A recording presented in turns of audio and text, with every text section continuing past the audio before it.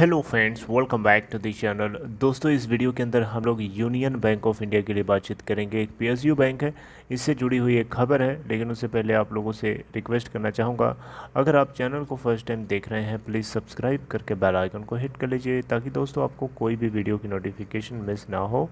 और डीमेट या trading account के लिए डिस्क्रिप्शन बॉक्स में लिंक दिया गया है।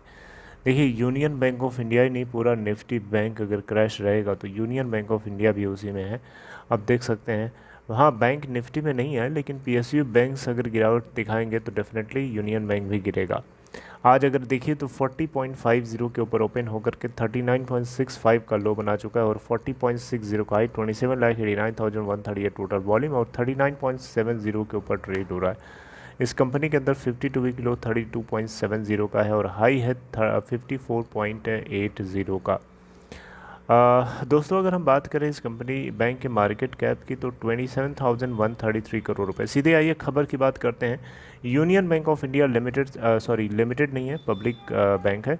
यूनियन बैंक ऑफ इंडिया से जुड़ी हुई एक लेटेस्ट अपडेट ये है कि national company law tribunal Mumbai bench ने सुपरटेक लिमिटेड के अगेंस्ट जो इंसॉल्वेंसी प्रोसीडिंग्स थी शुरू कर दी गई हैं।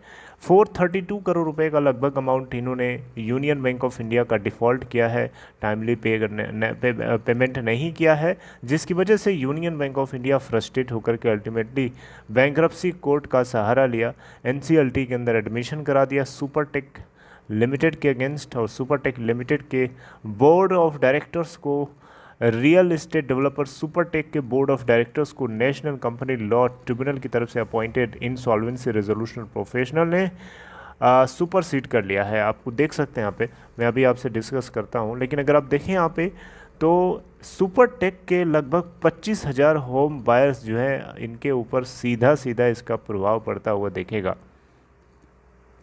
दोस्तों, आपको बताना चाहूँगा, यहाँ पे यूनियन बैंक ऑफ इंडिया की टोटल 432 करोड़ रुपए का अमाउंट यहाँ पे फंसा हुआ था सुपरटेक लिमिटेड के साथ में, और अल्टीमेटली ये कदम इनको उठाना पड़ा क्योंकि ये पेमेंट नहीं कर रहे थे कई बार से, राइट।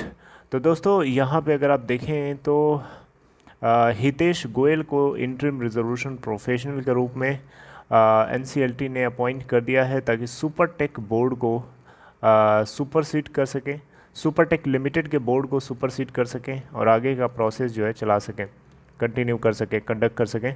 आप देखें यहाँ पे तो एनसीएलटी में टू मेंबर एनसीएलटी बेंच, जिसमें पीएसएन प्रसाद और राहुल भटनागर, ये दोनों लोगों ने दोनों पार्टी के, यानी financial creditor union bank of India और कॉर्पोरेट डेटर सुपरटेक लिमिटेड, दोनों के द्वारा सबमिटेड डॉक्यूमेंट्स को स्टडी किया।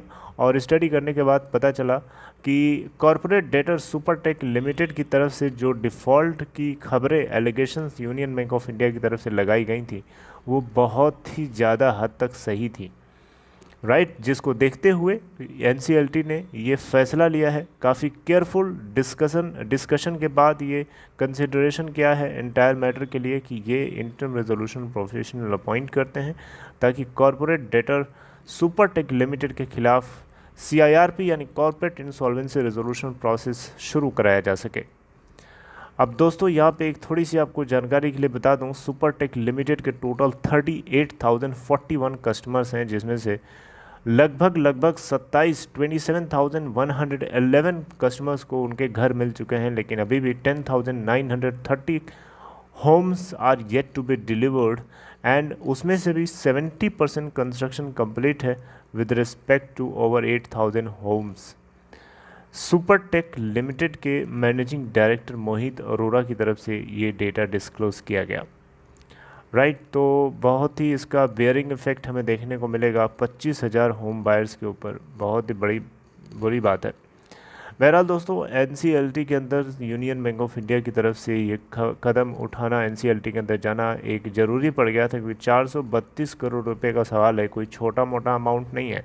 और ये छोटे छोटे अमाउंट्स मिल करके बड़ा अमाउंट बनते हैं, छोटे छोटे डिफ़ॉल्ट्स मिल करके बड़ा डिफ़ॉल्ट बनता है, छोटे छोटे एनपीए अकाउंट्स मिल करके बड़ा एनपीए अकाउंट बन जाता है, और बैंक्स डूब जाता है अल्टीमेटली। तो बैंक्स को कदम उठाना पड़ेगा, क्योंकि बैंक का क्या है, ये बिज़नेस है, बैंक बिज़नेस कर रहा है, खेल तो कर नहीं रहा है।